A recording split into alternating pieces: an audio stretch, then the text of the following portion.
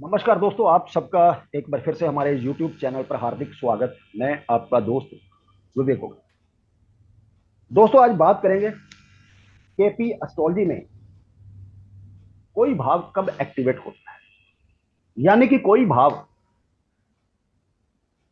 किसी भी भाव का फल हमें कब मिलता है। जन्म कुंडली का 12 भाव है और 12 भाव कुछ ना कुछ हमें जानकारी देते हैं, या अपने समय समय पर जब भाव एक्टिवेट होता है तो उस भाव का रिजल्ट देता है। जैसे कि फोर्थ भाव प्राइम हाउस ऑफ एजुकेशन का, नाइन्थ भाव हायर एजुकेशन का, ट्वेल्थ भाव खर्चों का, विदेश का, सेवंथ भाव शादी का, सिक्स भाव जैसे कि ये रोग का, एट्थ भाव सर्जरी, एक्सीडेंट, बुरा भाव है। लेकिन इन भावों के रिजल्ट हमें तब मिलते हैं जब ये भाव एक्टिवेट होते हैं। केपी एस्ट्रोलॉजी में ये भाव कब एक्टिवेट होते हैं और किस तरह होते हैं उस पर चर्चा करें। एट्थ भाव सबसे बुरा भाव है, इसी की चर्चा कर लेते हैं कि कैसे एक्टिवेट होता है ये। दोस्तों, एक्टिवेट तब होता है प्लेनेट कोई उस भाव से संबंधित जब वो या तो उस भाव में विराजमान हो और उसकी दशा भुक्ति अंतर प्रत्यंतर जो है वो चले, या इस भाव का स्वामी हो, उसकी दशा भुक्ति अंतर प्रत्यंतर चले। जैसे कि ये दशा, ये भुक्ति, ये अंतर, ये सूक्ष्म, ये प्राण। अब जैसे कि यहां पर शनि की दशा है, शनि का अंतर है, शनि की सूक्ष्म है, तो शनि 10th हाउस में विराजमान है, सेवंथ हाउस का स्वामी है, एट्थ हाउस का स्वामी है, नाइन्थ हाउस का स्वामी है।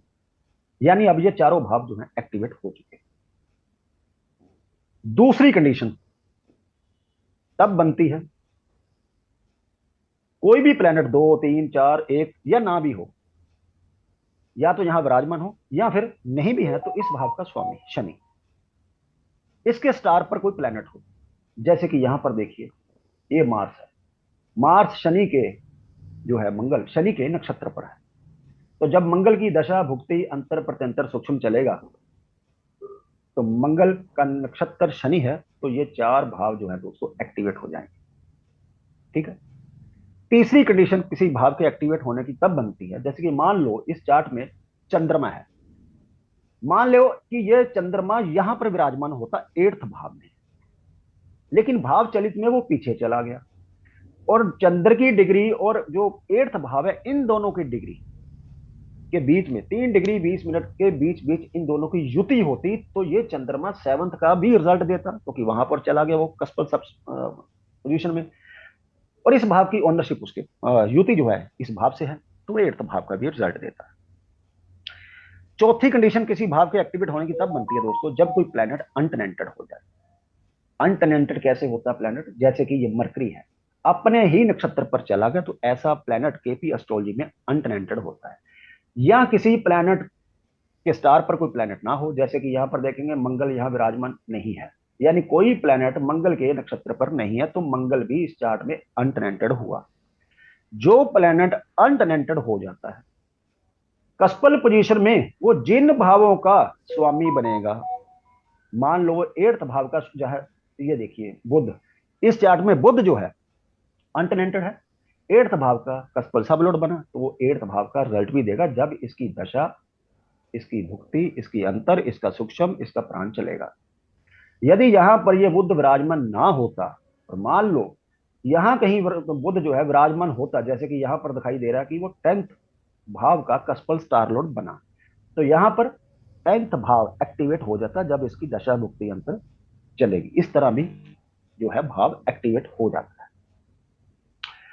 इसके बाद बात करें, कोई प्लेनेट, एनी प्लेनेट, वो किसी ना किसी नक्षत्र पर होगा। ठीक है।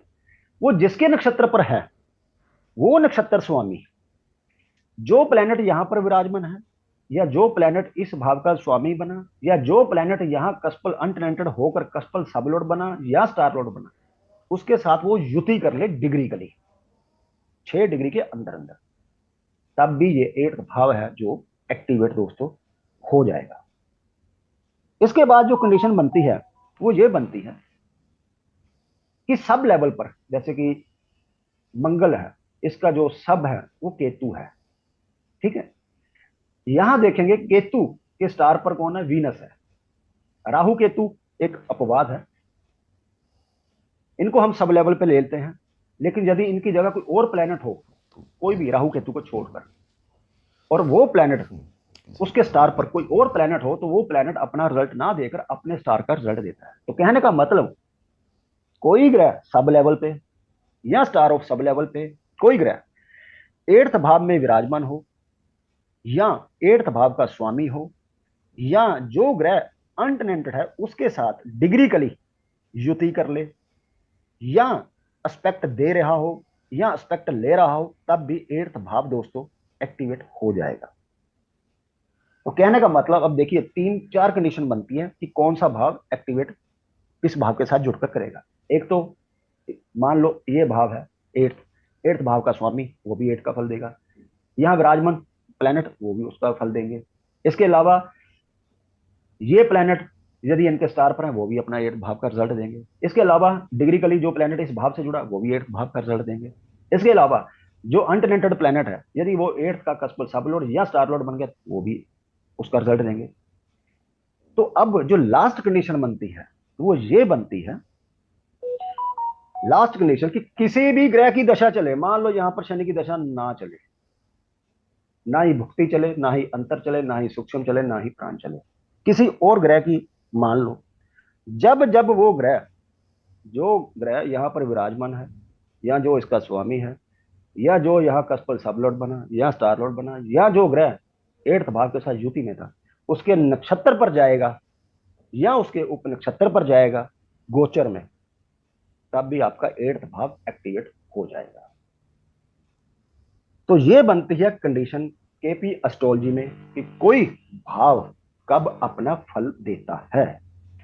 ठीक, यदि वो अच्छा भाव होगा तो अच्छे फल मिलेंगे आपको, यदि वो बुरा भाव होगा तो आपको बुरे फल मिलेंगे। इस तरह केपी एस्ट्रोलॉजी में कोई भाव कब एक्टिवेट होता है उसको देखा जाता है। तो ये थी एक छोटी सी जानकारी दोस्तों। यदि जानकारी अच्छी लगी तो प्लीज वीडियो को लाइक कीजिए, शेयर कीजिए, कमेंट बॉक्स खुला है, आप अपने विचार वहां रख सकते हैं। और जल्दी मिलते हैं नई जानकारी के साथ, तब तक के लिए दोस्तों नमस्कार।